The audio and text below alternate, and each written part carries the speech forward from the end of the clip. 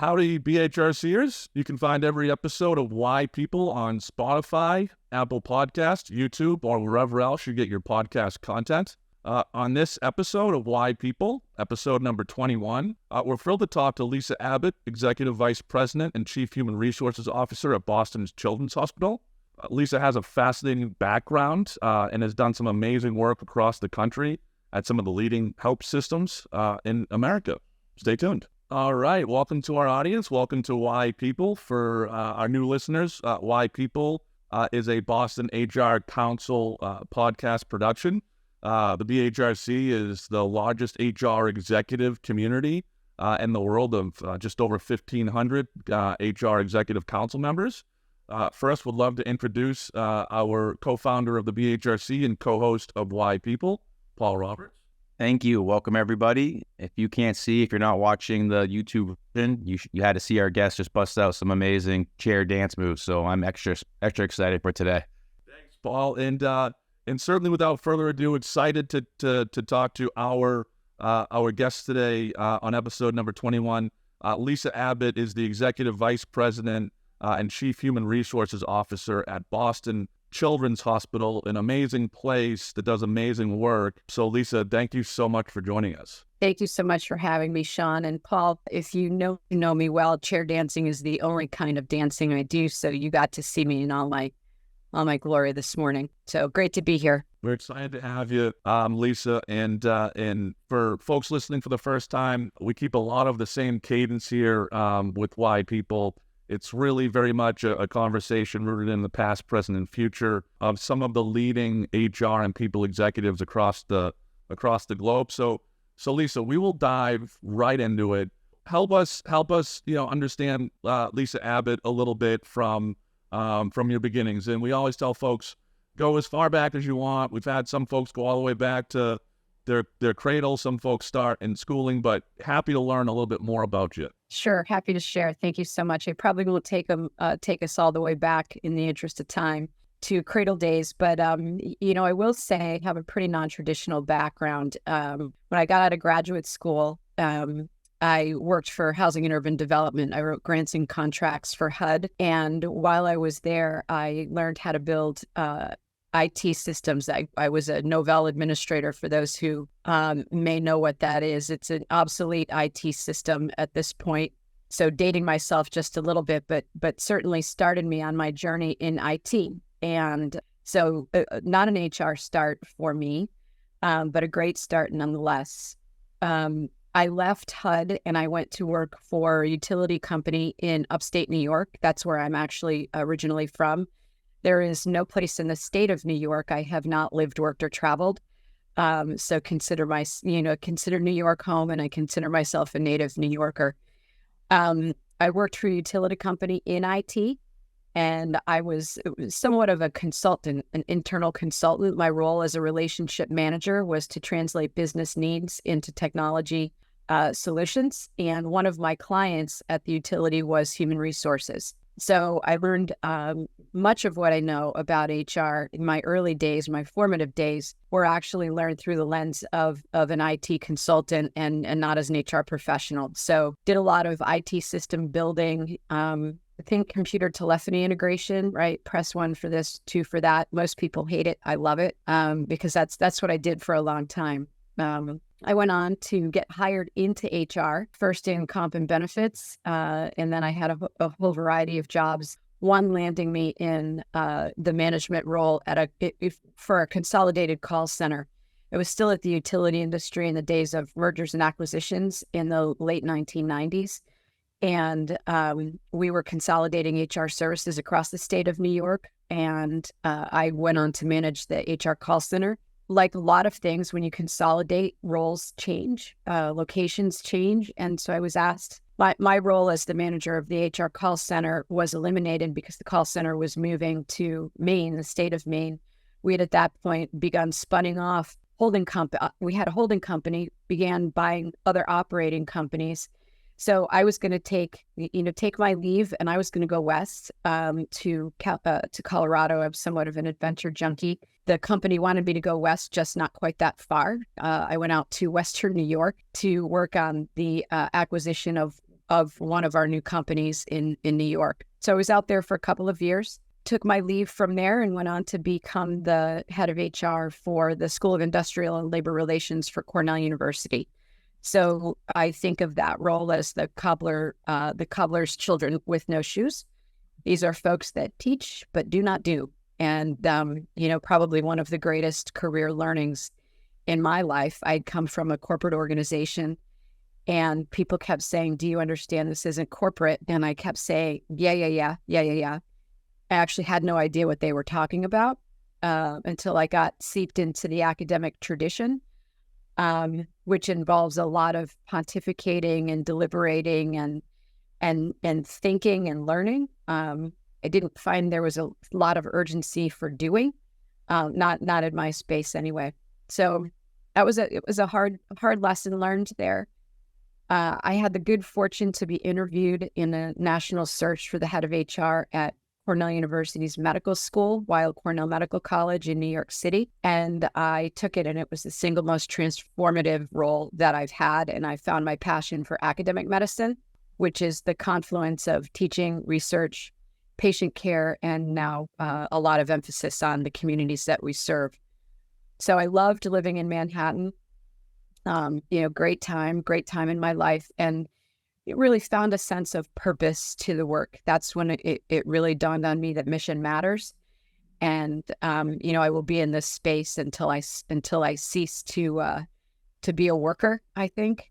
Left Weill Cornell and went out to Penn State Hershey Medical Center. And I do essentially HR turnaround in academic medicine. That is sort of the niche that I spend my time in. And so, build really high functioning HR teams that are for their time, industry leading, best practice solutions, right? Contemporary, competitive, cost effective. Went out to Penn State Hershey Medical Center, spent a few years out there, left for Rhode Island, Providence, Rhode Island, where I worked for Lifespan, which is Brown University's teaching affiliate, and spent 7 years there. Great experience. Felt like I did what I set out to do there, built an amazing team. It's a very special place. Rhode Island is a very special place. And then came up here to Boston Children's about a year ago in January, and been working on our HR turnaround here. So that's sort of the Reader's Digest version of my story. A little bit of the road less traveled, I would say.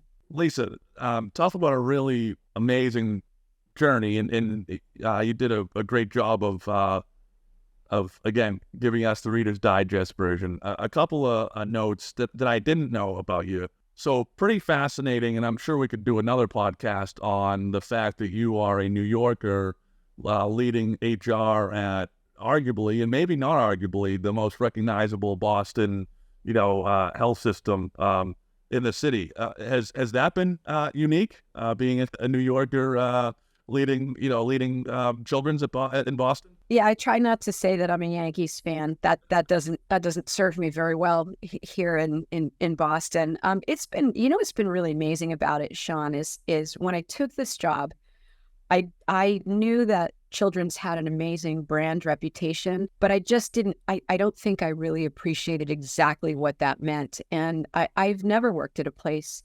where the people that I work with are, to the person, incredibly passionate about the mission of the place, right? Caring for children, where the world comes for answers until every child is well. That's really been overwhelming. And I mean that in a very, very positive way. And when people learn that I work at Children's, they always have a story. They always have a story. Sometimes it's, children saved my child's life. Sometimes it's my child lost their battle.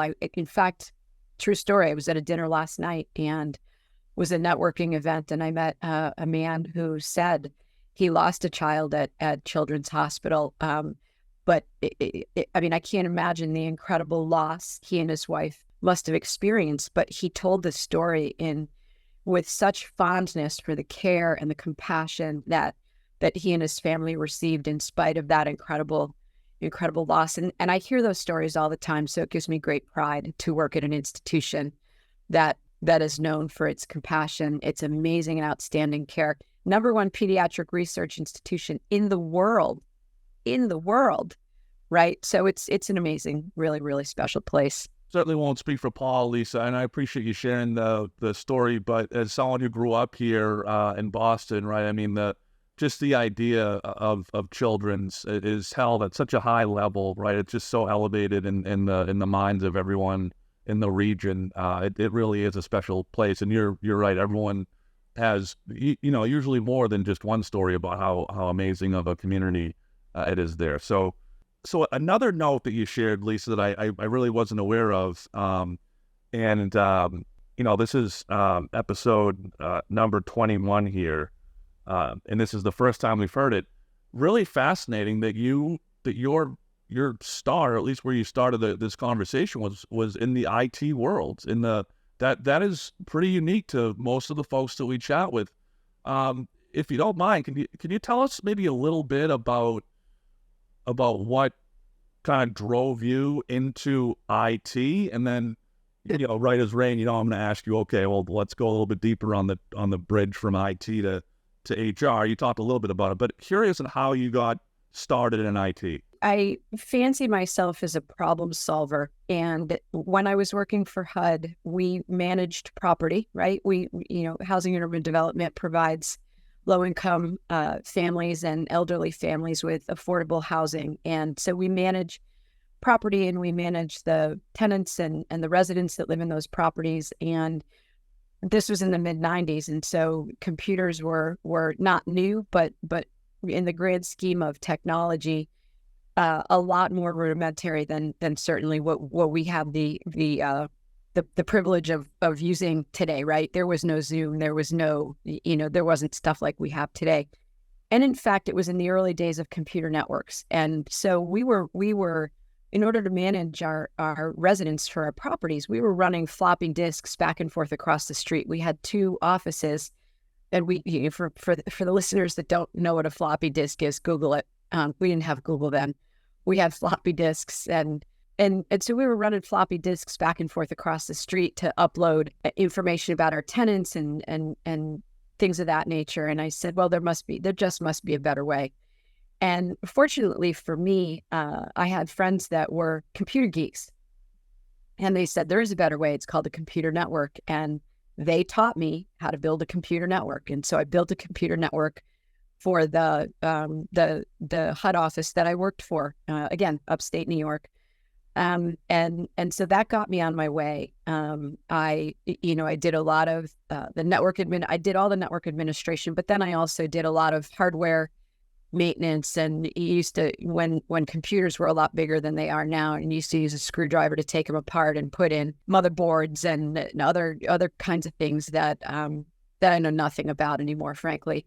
That's what I did, right? That's what I did. I was the IT. I wrote the grants and contracts, and I was the IT specialist for the team. And I got certified in Novell administration, which is a platform that, like a lot of things, obsoleted itself after a period of time. And but it was great learning, and I stayed in IT for a while, and in fact got hired into IT at the utility company, as I noted, and as a relationship manager. And so my job was to really understand lots of different platforms and lots of different potential solutions. And so I would talk to a client, and they would say, well, I'm going to date myself. I need a Lotus Notes solution.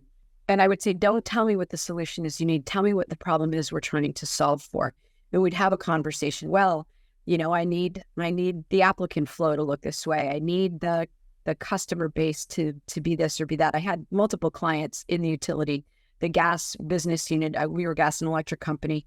So the gas business unit was one of my clients, right? So a lot of, how are we managing our gas customers and, those kinds of things. But as I noted, HR was one of my clients. And so it was my job to really understand all facets of human resources, so that I could figure out what kinds of tech solutions I could bring back to solve the business problems. And one of the first things that jumps out, Lisa, and I'm curious on your answer here, because I anticipate it could go, one of two ways.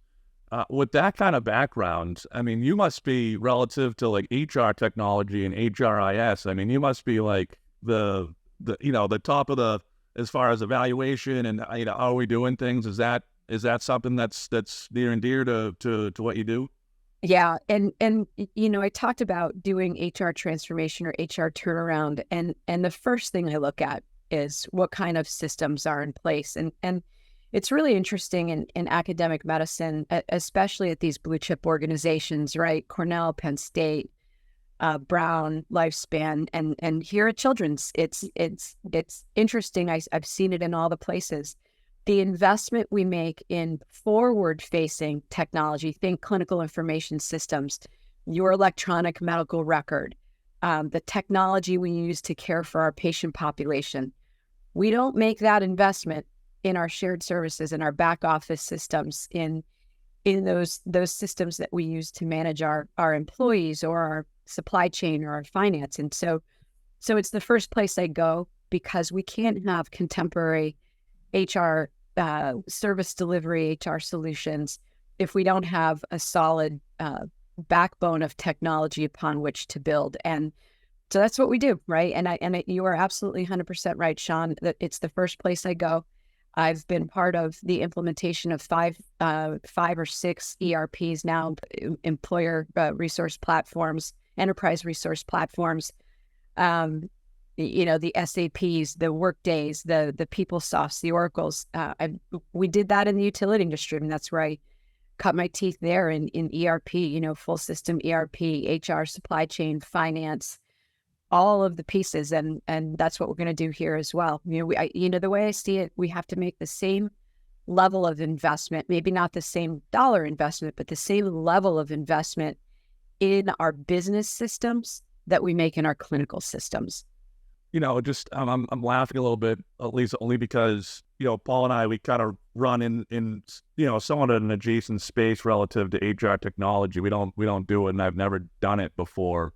But I was saying it must be a little bit of a daunting task as a vendor in that space, coming in, leading an implementation when the person on the other side of the table has legitimately built network infrastructures for a large organization. Yeah. That's a pretty tall task to live up to your expectations, I'm sure. It gives me some good street cred. I would say that.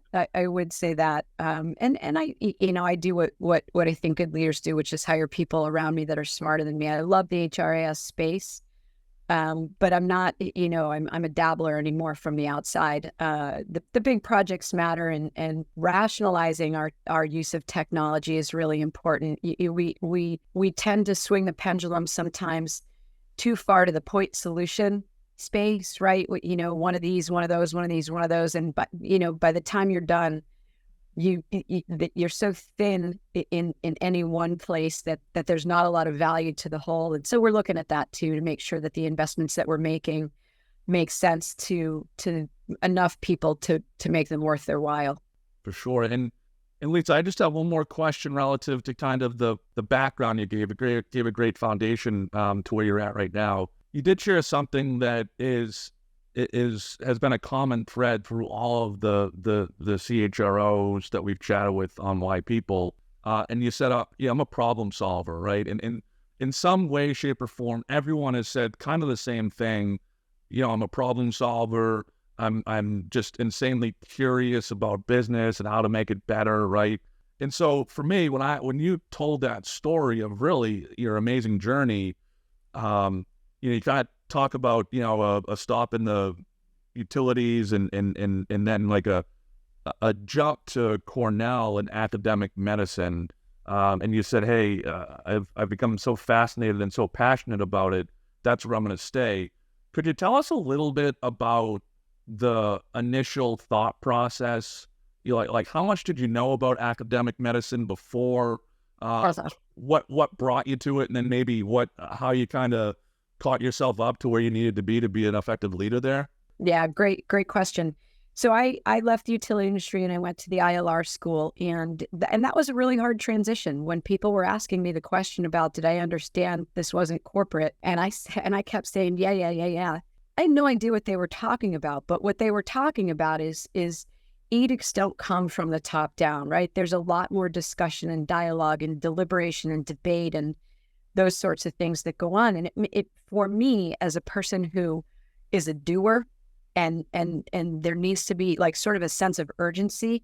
It was a really hard space, and I couldn't figure out why I couldn't get anything done. My boss was saying, "Yep, this is what I want you to do. I want you to build this HR function," and I couldn't get it done. And it was really hard, but I started to learn, and I as a very curious person, and a very introspective person, I was failing, and I needed to understand why.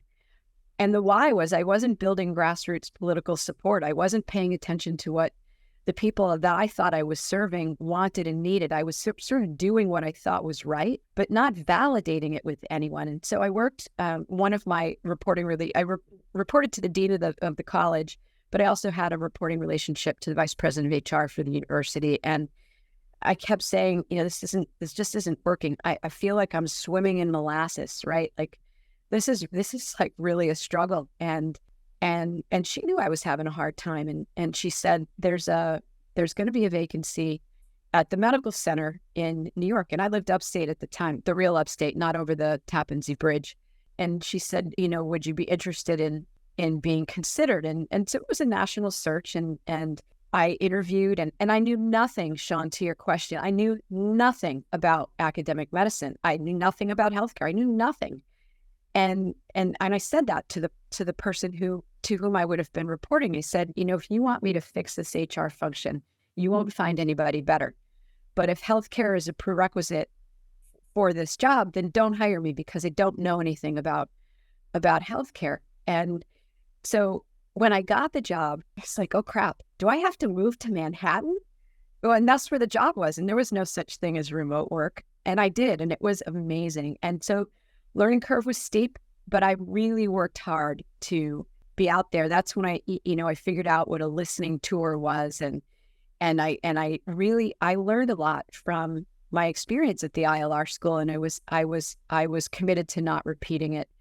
And so I spent a lot of time asking people what they wanted and needed, and what they hoped for in a solid HR partnership. And it really was a winning strategy. And then I sought to really understand this world of academic healthcare, right? What was the importance of the teaching mission? What was the importance of the research mission?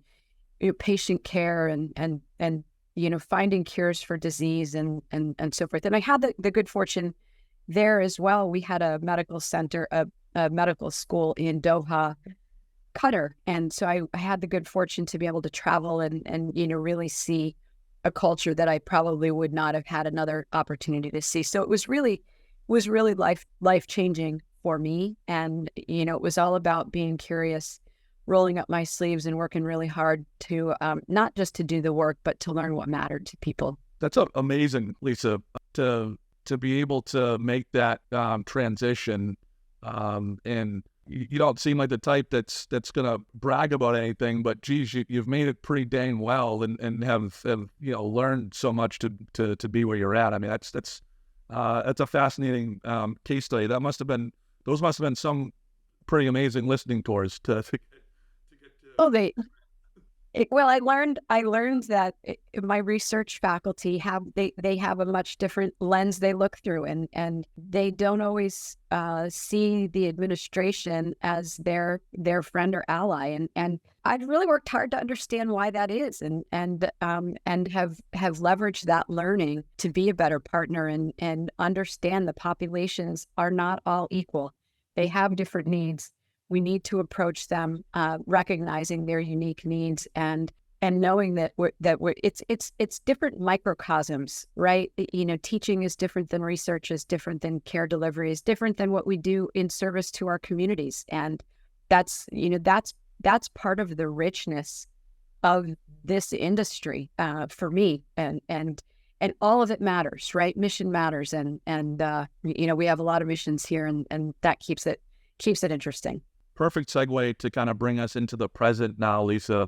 And you did a great job kind of helping us understand how you got to where you're at Children's in the present day. Would love to hear kind of your thoughts on kind of the HR and people function as it sits today, right? It's been actually, I don't know. I don't want to put words in your mouth, but at least from our perspective, it's been a fascinating, call it last, 4 years. years relative to workforces, relative to the talent market, relative to compensation. So I'm just curious, from your perspective as, an HR leader, a people leader right now, how are you thinking about the function in the present time? I'm thinking about it a lot differently than I was 4 years ago. That is for certain. I think some of the things we thought would never be possible, we managed to do, right. So when COVID happened, I was still at Lifespan, but this happened everywhere. There was no such thing as remote work, and and people said it could never be done, and we couldn't. Think about snowstorms. You had to take a day off if there was a snowstorm. You couldn't just work remotely. We mobilized remote work in 10 minutes. And so when people say, when are we going back to normal? This is normal. This is it, right? We're not going back. We're going forward, and we better focus forward faster. People ask me and have asked me since I got here to Boston Children's, are you, Lisa Abbott, going to make us come back to work 100% of the time? And why would I do that? Right? Why would I do that? You really starve the oxygen in the system if you do that. We're expanding our reach for remote work. We're not shrinking it. And so we're working really hard. My frame is, continue to modernize, create the workforce and the workplace of the future. Healthcare is notoriously rigid, right? Fixed shifts, standard hours, nothing flexible or innovative going on necessarily. And I'm really urging us to think creatively and innovatively about how we work, where we work, even as it relates to delivery of patient care. When we mobilized remote work, we also mobilized some remote care delivery, right? Think mental and behavioral health. You can do a behavioral health visit via Zoom just as easily as you can in an office. Think dermatology lends itself apparently quite well to sort of a remote experience. You can take a picture of that thing that grew on your arm and send it to your dermatologist, and they can give you a pretty decent diagnosis and so forth. So I think a lot in terms of what is going to motivate people to want to work in healthcare, reimagine the nobility of healthcare, right? I say this a lot as well. I worked in a very complex health system in Rhode Island. We were the only level 1 trauma center in the state, and all of these complexities, took care of the majority of COVID patients in the region. And when COVID first happened, people ran on adrenaline. Nobody knew what was going on. They ran on adrenaline. During the second wave, they ran on fumes. During the third wave, they ran away. And people left healthcare in staggering numbers. And, my goal is to help people reimagine the nobility of a career in healthcare, whether it's a doctor or a nurse or a scientist or a shared service worker or a housekeeper or a patient transport worker. It all matters, and it's just so important. But then how do we create that gig economy inside of healthcare and make it fun and flexible and enriching? Because some of the jobs just on their own aren't great fun. And so how do we create an environment where maybe you do 2 jobs? You get to do sort of the enriching job and the other job, and you learn and grow. So that's the kind of stuff that I think about all the time, and look for opportunities to pilot in different parts of our organization and experiment and be innovative so that people want to work with us and want to work at Boston Children because there's a great mission and because it's a great place to work. So that's the kind of thing I think about all the time. Appreciate you sharing, Lisa. And that's fascinating. Kind of a follow-up question to that. And I don't...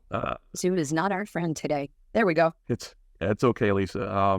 Loved kind of your thought around the last 4 years, and kind of a follow-up question. And I don't know that it will kind of continue on what you were chatting about, but having such a broad purview over such a large function at Boston Children's, is there any one place that you've been spending a lot of thought power on? What's been drawing your attention or drawing your focus, in the last 6 months, call it? Well, we're doing our, sort of our HR turnaround. So it's staffing my own team because I really do believe that I need leaders around me that are really smart in their domain and that work well as teams. What I say to my direct reports and my whole team is get out and understand the business that we're in. We tend as service providers and people who aren't healthcare delivery professionals to sometimes have our blinders on and not pay attention to the universe who are in. And I think it's really important. We need to get out of the zone of HR. Don't speak our HR lingo language and don't speak in our acronyms. Nobody cares. Nobody cares. Go out and meet the people doing the work, meet the people that are caring for our patients, meet the people that are our scientists and our researchers. And that's a big deal for me because then we can understand who's going to fit in their part of the organization when we're sourcing talent, when we're growing talent, when we're developing people so they want to have a career with us. It's going to be much more healthy, I think, if we actually understand what it is we do. What are we out there doing? So it's building the function, but also really encouraging the learning of the space that we're in. And I'm so about the mission, and I want people to understand, even if we're not directly delivering patient care or in a laboratory studying the science, our work still matters, and we're here for a reason. And I want people to really understand that we serve those who are serving our patients and their families, and that matters. It really makes a difference. So hoping that people see that level of connection to their work in a really meaningful way. Really well stated, Lisa. And then just being able to do that type of work at Children's, I mean, that's a whole different feeling. So thanks for helping us understand that a little bit more. So we'll kind of spend the last few minutes of the conversation here, Lisa, and this has been fascinating, for us. So thank you very much. We'll kind of look to the future here a little bit, right? So, and you've already alluded to it a little bit relative to your philosophy to the work. But I guess the first question I'd ask is, how are you thinking about the HR and people function and the work tied to it relative to the future? What are you thinking about as far as, what you and your team has to do now to be, running at the right speed in 5 years from now? Well, we touched on it, Sean, and it's I'm going to go back to my my IT roots. It's automate.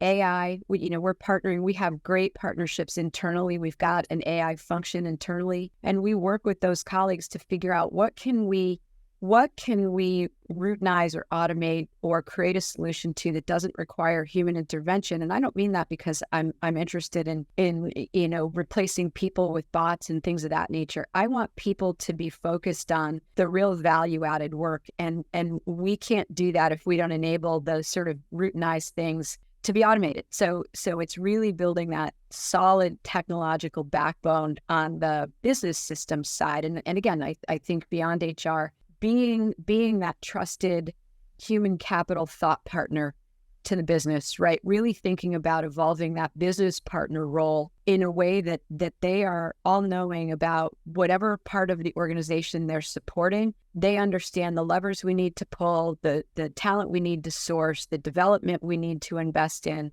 so that we're thriving in all aspects of our mission. And it's really, people can't do that if they're still bogged down. And we have a lot of paper. We have a lot of manual work that we're still doing that isn't value added. Some of it's important, right? But important and value added in my mind aren't the same thing.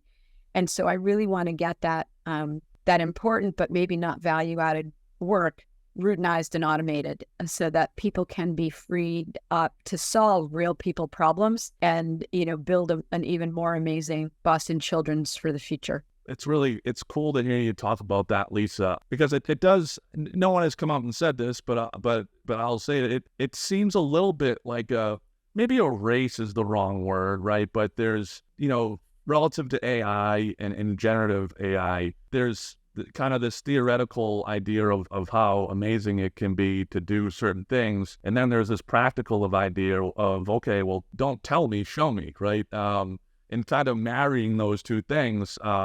We chat with everyone, and it's fascinating to hear folks kind of going through it in real time.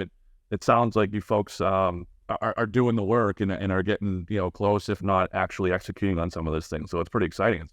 Yeah, it's fun. And I think, and maybe it's just because I sort of grew up in this space professionally, we can resist and act like this isn't going to happen, or we can embrace it and see how it can make our work lives better, so that we can be free to have the important conversations and really invest in a lens toward the future. It's exciting. Stay tuned, right? Stay tuned indeed. Well, last question, Lisa, and I'm really excited to hear your answer, just given your unique journey into this HR and people world and the leadership world. Because we've had some amazing guests on this show like yourself, and the Boston HR Council has really grown as a community over the last 5 years. Paul and I, we get a lot of notes, I'd say almost weekly, from people early on in their career or people that are outside of the HR and people function that are interested in getting into the HR and people function. So I'm always curious, it will be a two-part question. Number one, any advice or any thoughts around folks that are kind of thinking through that, and then curious on your advice, I guess, more from a logistics standpoint. Where would you suggest they start? How do you get involved? All that fun stuff. Yeah, I think people, especially people junior in their career, it's a rare opportunity that they have. I do give this advice a lot. I speak to a lot of college aged folks and so forth, and it's a time of your ability to be experimental, right? See what works, see what you like, see what you don't like. Shadow if you can. Do an internship if you can, in HR or on the periphery of HR, and then be willing to move around. HR is not just one thing, right? There are so many aspects, whether it's HRIS or talent acquisition or talent management or benefits, comp. There's so many different pieces that people have to explore. And especially when you're early in career, it's a chance to do just that. Nobody really, especially now, nobody expects anybody to either stay in a field or stay in a job for very long. And it's an easy story to tell when you're early career, to say, I wanted to try this and I wanted to try that. And so I urge that curiosity and experimentation, and shadow if you can, do internships if you can. And really seek out what gives you joy and what gives you passion, because it's a time in your life when you have the opportunity to do that. And the farther into your career you go, the less flexibility there is to be able to do that. Yeah, I love it, Lisa. I'll put you on the spot one last time here. Is there anything that you can think of going back to junior parts of your professional career, and maybe maybe it wasn't in HR, maybe it was back in your IT focused, parts, but is there any singular moment that was formative that was like, aha, I'm glad I did this, or a mentor said something to me, anything that really sticks out? Yeah, there are two things, and they're related to each other. And I would say it was the experience at ILR and the transition to Weill Cornell. One was, I will tell you the story. I remember being in a room full of people and really, really struggling, and just sort of calling this town hall and saying, I really want to hear from you. And a woman stood up and she said in not so kind a tone, what does the L in ILR mean to you? And I've never, this is a long time ago, and I have never forgotten this. So it's the School of Industrial and Labor Relations. And I had no idea what it meant to me. And I said, what would really be helpful is if you told me what it meant to you. And this was a school that teaches people about the labor movement and the power of labor unions and this kind of thing. And it never resonated with me that I should really understand the fundamental roots of this college. And that's when it really, sort of hit me. You better understand the business that you're in and what motivates people that you're trying to serve. And then fast forward, the person that hired me in New York is still a mentor and a friend. And that person took a chance on me. And I have incredible gratitude to this day for someone taking a flyer on a young person from upstate New York who had a lot of mojo and a lot of energy and didn't know anything about New York City or healthcare or any of it. And it was the single biggest transformational experience of my life. And, I extend that gratitude regularly. And that person is still really, really important in my life as a mentor and a friend. Well, really appreciate you sharing that story, Lisa. I'd say that person invested in the right stock. But great conversation today. Really appreciate you coming on. Folks listening, likely if they're a VHRC person, already know a lot of the great ways that you can help out with Boston Children's Hospital's mission. Folks just listening, Lisa has a background. The Miles for Miracles is an amazing thing. We do a lot at the BHRC with the Ride to Cure Kids. There's a whole bunch of ways you can get involved. Please reach out to us. We're happy to get you hooked up. But Lisa, we really appreciate the time with you today. Thanks, Sean. Thanks, Paul. Delighted to be here and appreciate the opportunity to chat with your audience. Let's take a sec to think back.